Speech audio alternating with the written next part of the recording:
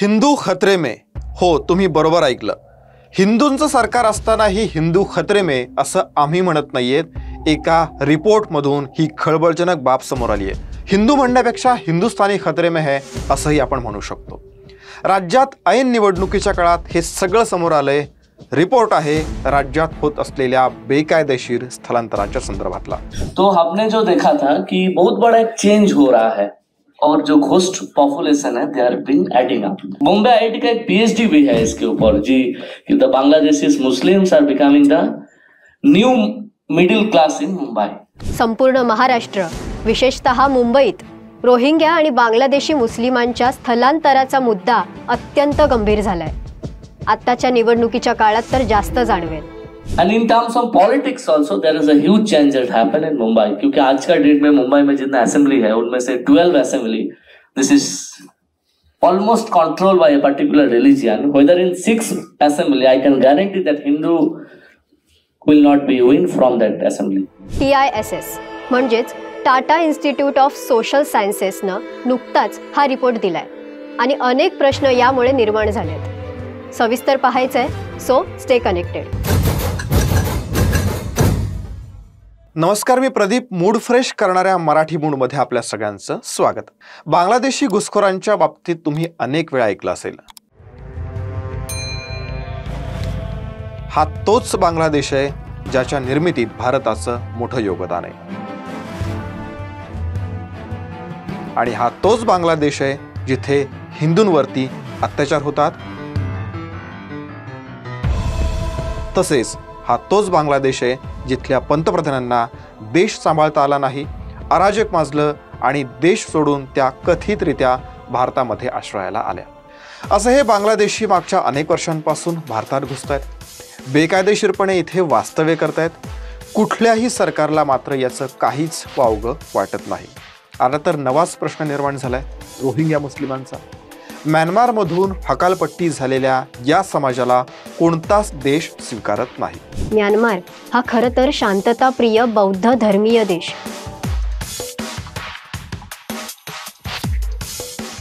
पण तिथेही यांना स्थान नाही, तर मुस्लिम देशांमध्येही यांना कुणी उभं करत नाही.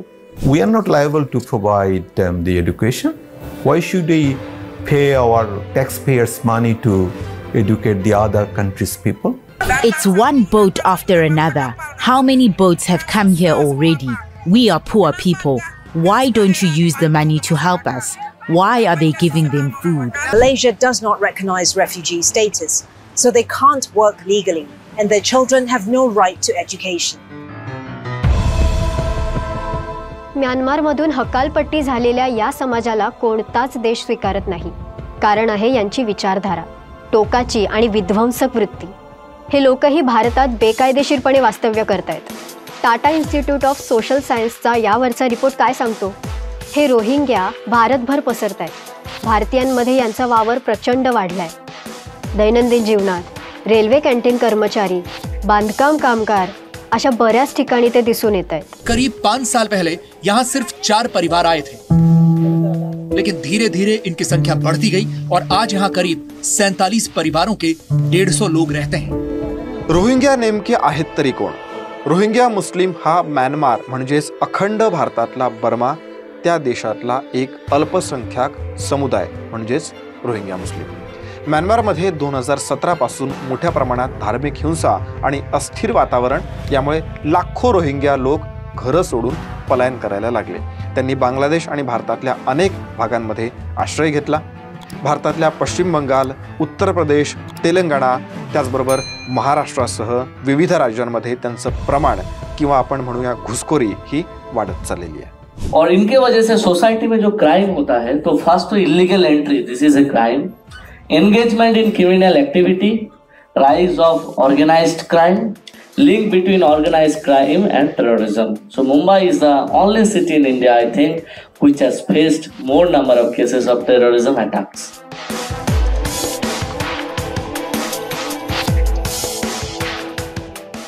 बांगलादेश आणि म्यानमारमधल्या मुस्लिमांचं मानसिकता काय? मगाशी सांगितलं तसं त्यांची अतिरेकी वृत्ती, स्थानिक नियमांशी, संस्कृतीशी त्यांचं नातं काही जुळत नाही आणि मग ते टोकाची भूमिका घ्यायला लागतात, ज्याला आपण एक्स्ट्रीमिस्ट म्हणतो. हे लोक अशांतता पसरवतात, सांस्कृतिक फूट पाडतात, त्यांच्या लेखी महिलांचे अधिकार हे मर्यादित आहेत. एकात्मतेचा देखील हे लोक विरोध करतात. झाकीर नाईकचे याबाबतचे विचार तुम्ही ऐकले तर तिडीक येईल. नाइक कहते हैं कि गैर शादीशुदा औरत की समाज में कोई इज्जत नहीं होती. सम्मान पाने के लिए उसे या तो पहले से शादीशुदा आदमी से शादी करनी होगी या फिर वो सार्वजनिक संपत्ति बन जाएगी, ऐसा कहना था जाकिर नाइक का. जी हाँ, शादी ना करने वाली औरतों को सार्वजनिक संपत्ति कह डाला डॉक्टर साहब ने. आइए सुनते हैं. वो शादी करने के लिए मर्द नहीं मिलेंगे तो क्या ऑप्शन है उनके लिए? पहला ऑप्शन है कि वो ऐसे मर्द से शादी करे जिसकी बीवी ऑलरेडी है, या वो बाजावरी औरत बन जाए. मैं इंग्लिश में बोलता हूं पब्लिक प्रॉपर्टी. बांगलादेशात काय झालं आपण म्हणू तेच खरं असं यांना वाटतं. इस्कॉन टेम्पलवर त्यांनी हल्ला केला. ज्या संस्थेनं त्यांना खाऊ घातलं त्यांच्यावरच वार केला.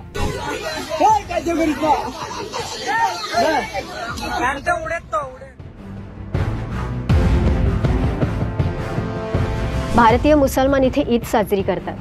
तेवढ्याच उत्साहात दिवाळी साजरी करतात. दसरा आणि आपल्या सर्वच सणांमध्ये उत्साहात आनंदात सहभागी होतात. या उलट घुसखोर मात्र भारताच्या या संस्कृतीला कलंकित करतायत. मीरा रोडचं उदाहरण सांगता येईल. बाईकवरून श्रीरामाचा झेंडा फडकवलेला सुद्धा त्यांना सहन झाला नाही. अत्यंत विध्वंसक वृत्तीने त्यांनी हल्ला केला आणि तोडफोड केली होती. महिलांच्या बाबतीतही तेच. केंद्रातलं सरकार, विशेषतः भाजपाचं, महिलांसाठी उज्ज्वला योजना, मुलींसाठी मोफत शिक्षण आणि विविध योजना देऊन त्यांना स्वतःच्या पायावर उभं राहण्यासाठी सक्षम बनवत आहे. यात त्या कोणत्या धर्माच्या आहेत हा विचार नाही केला जात. मुस्लिम महिलांसाठी ट्रिपल तलाकच नाही तर आणखीही महत्त्वपूर्ण निर्णय घेतले. तरीही भाजपा मुस्लिम विरोधी आहे असं नरेटिव्ह पसरवलं जातं. आपके कुछ लोगों ने बीजेपी का साथ दिया था, ऐसे लोगों का हुक्का पानी बंद होना चाहिए. रोहिंग्यांची काय मेंटॅलिटी? पुरुष 4 लग्न करू शकतो, 4 पैकी एखादी मृत्युमुखी पडली तर पुन्हा लग्न करू शकतो. महिलांना मात्र असं काहीही करता येत नाही. महिलेनं थोडा विरोध केला तर तिला मारलं तरी चालतं. थोबाडीत मारणं हे एक रुटीन असल्याचं त्यांना वाटतं. या असल्या मानसिकतेचे लोक भारतात अतिक्रमण करतायत आणि वरून आपण एक असल्याचा आव आणतायत. लक्षात ठेवा, आपण त्यांना कितीही स्वीकारलं तरी ते मात्र आपल्याला स्वीकारायला तयार असतात का हा प्रश्न विचारा. अशा मानसिकतेच्या रोहिंग्या आणि बांगलादेशी घुसखोरांवरच TISS ने अहवाल दिलाय. टीसचा अहवाल काय? 1961 का अगर हम बेस पीरियड मान के चलेंगे आफ्टर इंडिपेंडेंस, तो आज का डेट मतलब last census is available in 2011. तो there is a huge religious demographic shift has happened in Mumbai. Bangladesh आणि म्यानमारमधल्या मुस्लिमांचं मोठ्या प्रमाणात भारतामध्ये स्थलांतर. 1961 ते 2011 या दरम्यान हिंदूंच्या लोकसंख्येतली घट 88% 66%. 1961 ते 2011 दरम्यान मुस्लिमांच्या संख्येत 8% 21% वाढ. 2051 हिंदू लोकसंख्या 54% कमी तर मुस्लिम लोकसंख्या 30% वाढणार. कुणी केला सर्वे? टीसचे कुलगुरू शंकर दास आणि सहाय्यक प्राध्यापक सौविक मंडल यांच्या टीमनं हा संपूर्ण अभ्यास केलाय. जवळपास 3000 स्थलांतरितांशी चर्चा करण्यात आली. लक्षात घ्या, हा अहवाल अंतरिम आहे. धक्कादायक खुलासे काय? देशभर तर घुसखोरी सुरू आहेच आहे, पण मुंबईत याचं प्रमाण आपल्याला खूप आणि खूप जास्त असलेलं दिसून येतं. बाहेरून येणाऱ्या अनावश्यक लोकांमुळे स्थानिकांवरती याचा प्रचंड ताण आपल्याला पडलेला पाहायला मिळतोय. यातली जवळपास 50% घुसखोरी महिलांच्या देह व्यापारातून होतीये, पण बोलायला मात्र कोणीच तयार नाहीये. मतांच्या नशेत वेडे झालेले यासाठी काहीही करायला तयार नाहीयेत. राजकारणासाठी हे सगळं होतंय की काय अशा शंकेला मात्र मोठ्या प्रमाणात आपल्याला वाव असल्याचं दिसून येतंय.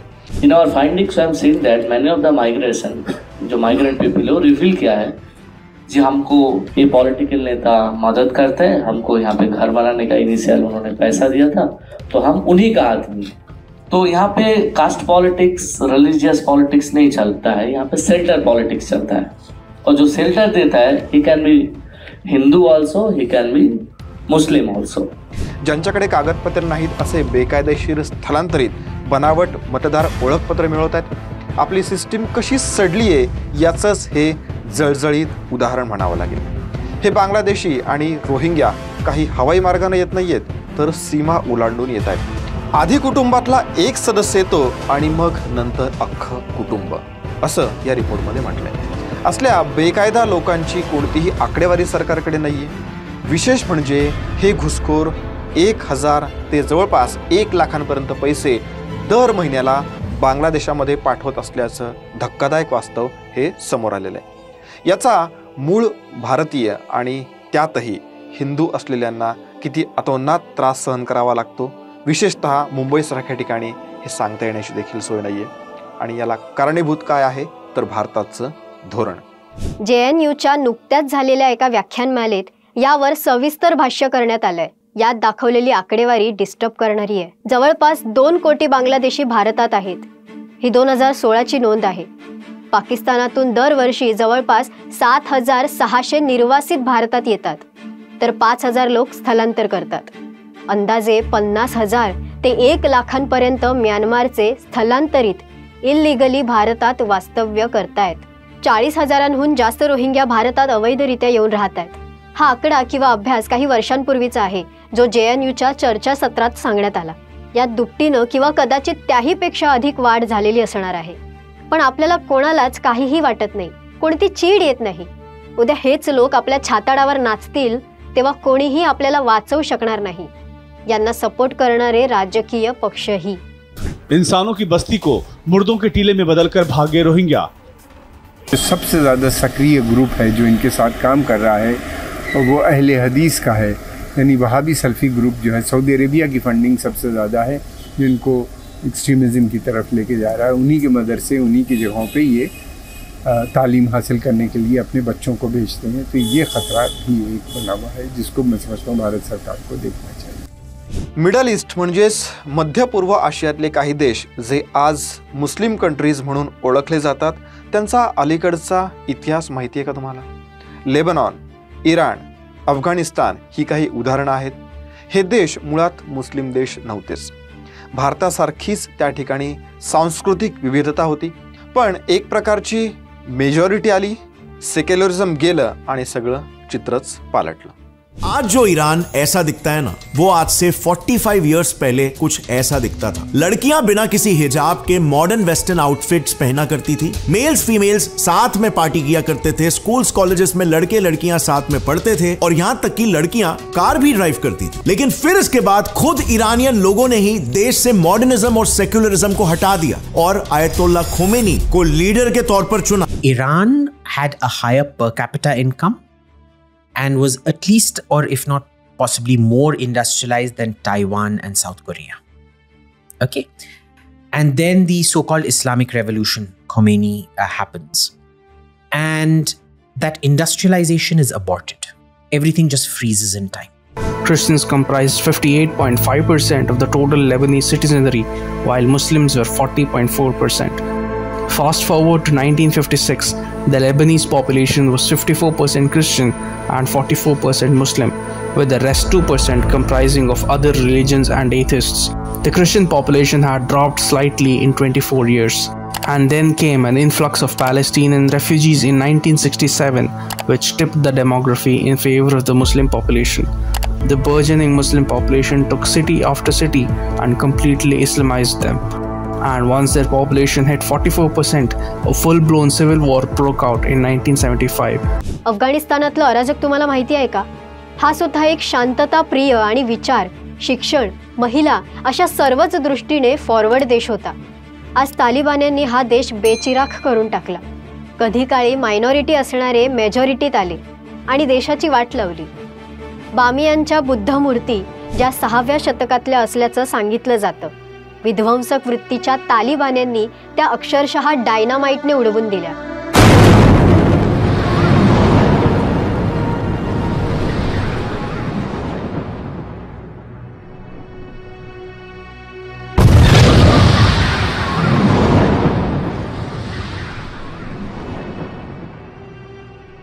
पण आज याच मूर्ती आणि हेच ठिकाण तालिबान्यांना अन्न देतंय.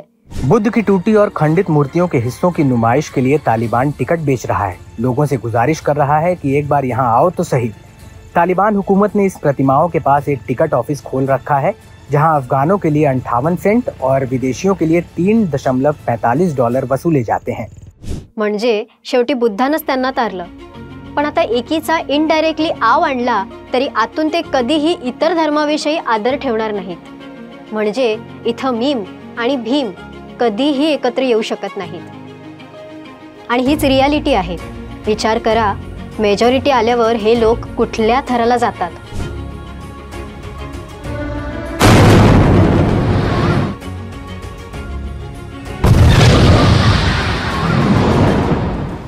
इंसानों की बस्ती को मुर्दों के टीले में बदलकर भागे Rohingya.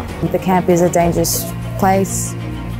Domestic violence is prevalent, rape is prevalent, sexual assault is prevalent, child marriage is prevalent, sexual harassment. Pakistan बांगलादेशात तर किती समस्या निर्माण झाल्यात हे आपल्याला रोज ऐकायला आणि वाचायला मिळतं। उद्या भारतात हे होणार नाही याची काय गॅरंटी आहे? हे रोहिंग्या, हे बांगलादेशी मिळेल त्या ठिकाणी झोपडपट्ट्यांमध्ये राहतात कारण तिथे त्यांना सुरक्षित वाटतं। ही एक बेकायदा वस्ती आणि बेकायदा वोट बँक आहे। कोणाची ते सांगायची तुम्हाला गरज नाहीये। बेकायदा वस्त्यांमध्ये जाताना आपल्याला सुरक्षित वाटतं का हा प्रश्न कधीतरी स्वतःला विचारा।